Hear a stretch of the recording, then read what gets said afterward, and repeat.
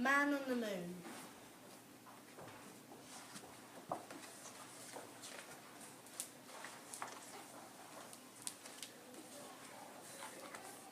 This is Bob. Perhaps you've heard people talk of him. You may know him better as the Man on the Moon.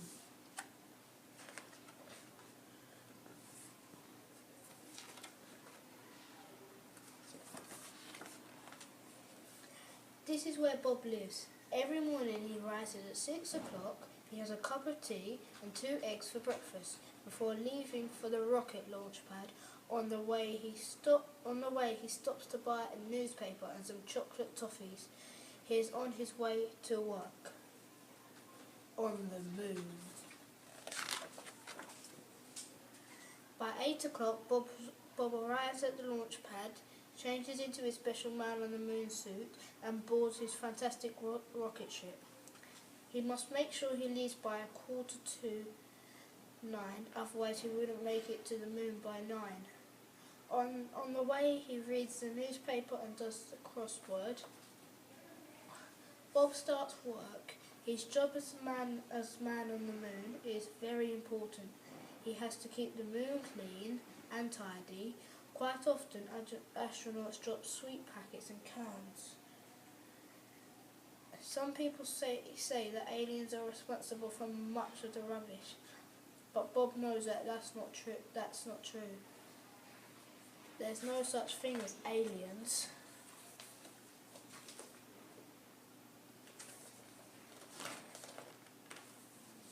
By 12:30 it's time to eat. Bob goes to his rocket ship to fetch his lunchbox. This usually contains 2 sandwiches, either cheese or peanut butter, an apple and some chocolate-covered nuts. Sometimes he meets his friends for a picnic.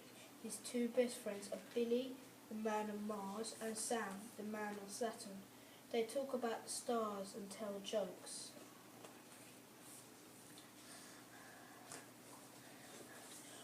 After lunch, tourist spaceships start arriving from Earth. It is part of Bob's job to entertain them and give them something to photograph. So he does somersaults, handstands and especially high moon jumps. Sometimes he performs as long as 2 hours and is left quite out of the park. Occasionally the tourist spaceships will land on the moon. When they do, Bob gives them a guide tour and a speech. He tells them lots of facts such as how many craters the moon has or how long it takes to walk around it on stilts.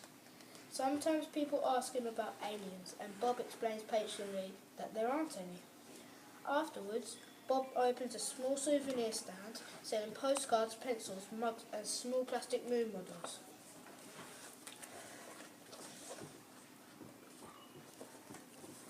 By 4:30, all visitors must leave the moon.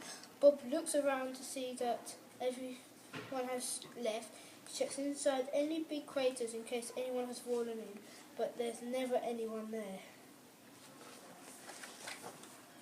The working day is nearly over. It is time to check everything.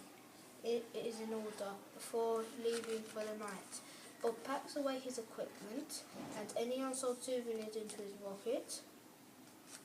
He switches on the moon's night light before jetting off towards Earth.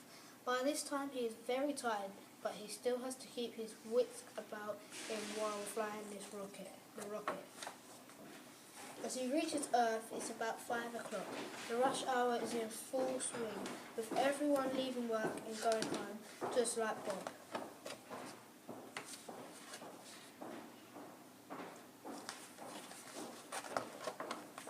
At home, Bob is just like anyone else. First, he has a long bath. Moon work can make you very grubby, as sometimes dust can get inside your suit. Then he goes to bed with a mug of cocoa. He sleeps soundly, bathed in beams, very happy to be the man on the moon. And aliens. Well, Bob, Bob would know there were any, wouldn't he?